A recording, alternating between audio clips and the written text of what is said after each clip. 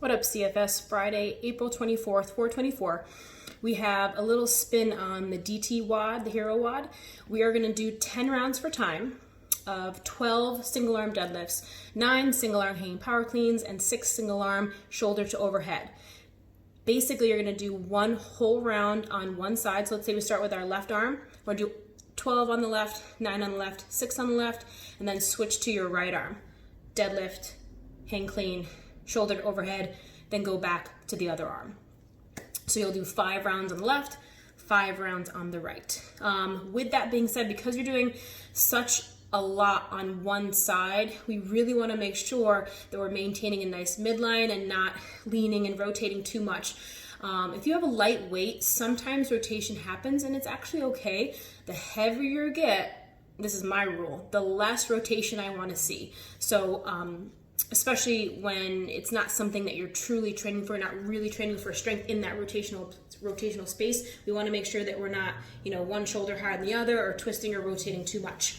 Okay, so you have, again, 12 single arm deadlifts. So I'm going to stay on one side. I'm going to stay on my left side here. So with the deadlift, you can do a traditional, conventional deadlift, right, where my hips go back and that dumbbell lands in the middle. You can also do it to the side if you wanted to. However, when I go to the side, I do end up leaning to the side a lot more, so I like it in the center, okay?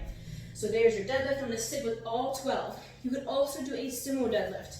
So especially if you're someone where your low back bothers you, the sumo deadlift, I'm a little more upright than I would be for my traditional deadlift. So just sort of a hybrid between like a squat and a deadlift is what that turns into. So my hips still go back, but I'm a little bit wider with my feet, toes turn out, and a little more sumo, right? I always have my other arm out there for like global tension. So you're gonna do 12 deadlifts and then go right into a hanging power clean. So after that deadlift, I stand up, whether the weight is to the side or in the middle is up to you, and then a hinge, hanging power clean, right? Back to the clean, okay? So I'm going to hinge, kind of like a kettlebell swing, catch that weight, jump and shrug, catch, and a little bit of a power, and then stand back up. If you wanted to turn that into a muscle clean, you could, right? So you have 9 of those on one side, and then 6 shouldered overhead. So that's up to you, whether it's a strict press, whether it's a push press with a little dip and drive.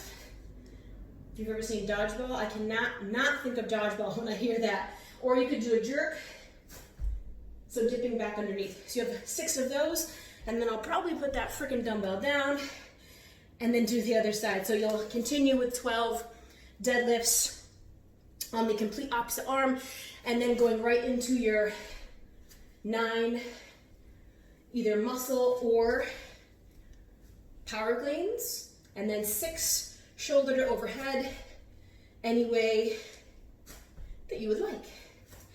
Again, if you're keeping track, you can use the SmartWOD timer, and you can actually hit rounds, and you can, hit it every time if you have trouble keeping track, or write out 5 on the left, 5 on the right, and just do a little cross of a piece of paper once you complete that side. If you're someone that loses track of where you are, that would be me.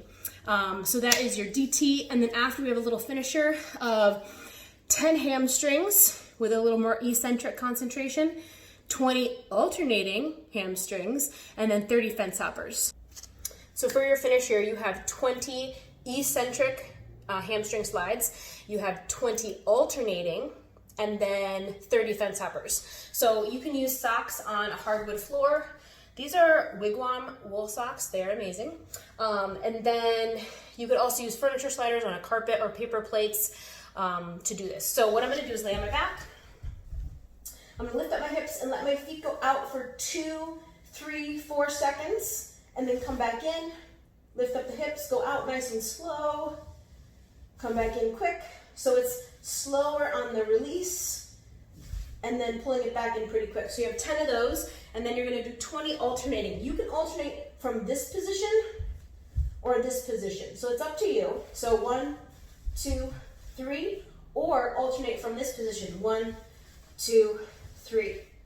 It doesn't matter, but we're really trying to concentrate on that curl and keeping your hips up really high. So you should feel the hamstrings and probably a little bit of the glutes, and then you're gonna flip over and do 30 fence hoppers. So placing your hands down on the ground, you can just jump from side to side, okay?